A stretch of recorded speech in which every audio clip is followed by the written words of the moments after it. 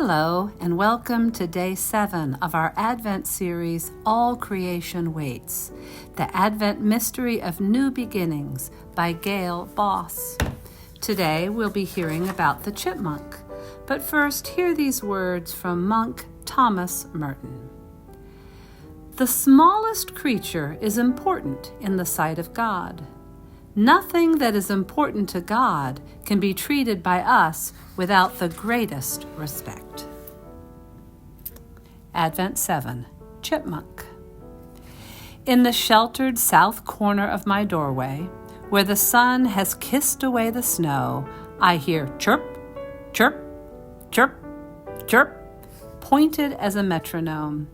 Ticking items off some list, a chipmunk sits up tall on the warming cement slab. I try, peanut offering in hand, to ease the latch open soundlessly, but the chipmunk jerks, spins, and vanishes down his hole.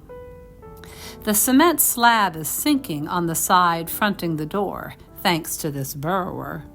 His tunnel works clearly start at my door, but who can tell where they go from there? With 4 feet half the size of paper clips, he's dug down maybe 4 or 5 times the length of his body, and out as far as a 2-story house is tall, though not that straight. Up in the wide, bright world this morning, he's taking what's apt to be his last sunbath for a while. Winter is about to settle in its cold bulk for a 3-month stay, banishing the chipmunk to his basement. Unlike his cousins, squirrels at home in the trees, he would freeze above ground. Even in the insulated earth, he survives only by careful calculation. Compulsively all fall he packed his cheek pouches with nuts and seeds and sped to rooms he'd hollowed out along the sides of his tunnel, pantries holding altogether up to a bushel of winter provisions. He's kept inventory, working for variety. If one sort of seed spoils, he wants plenty of other sorts. Such a well-stocked pantry, though, is a magnet for thieves in the beneath, and so above ground he's stored more reserves, hiding them from hungry thieves there, too.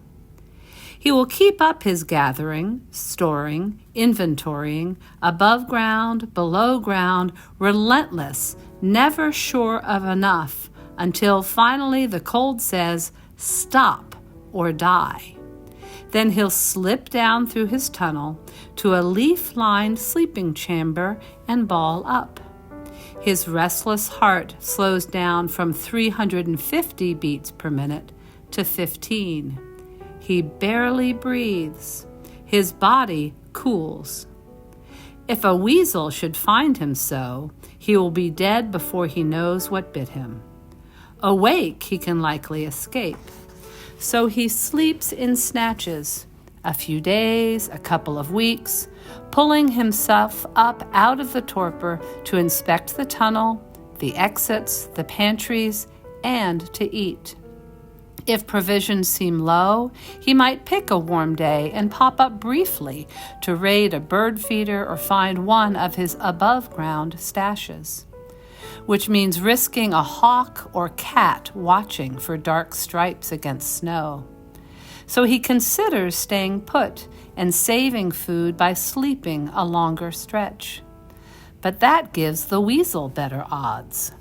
Also, he has to consider how long this winter might last and how to save food for spring, whenever that comes, so he'll be strong enough then to pursue a mate.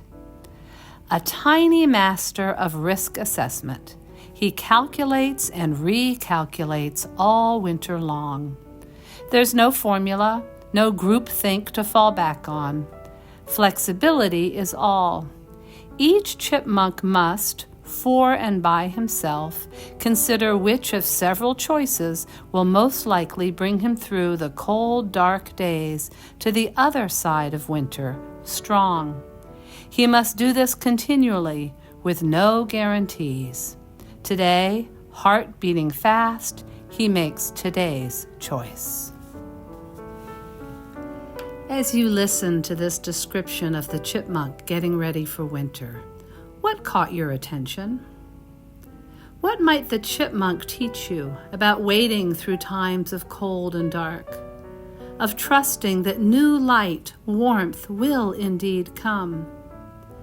Take a moment to prayerfully consider these questions, as well as considering how might God be leading you?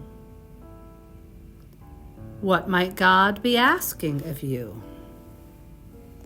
I invite you to take several moments to prayerfully share your insights, questions, and concerns with God, remembering that the dark is not an end, it's a door. It's the way to a new beginning comes. Amen.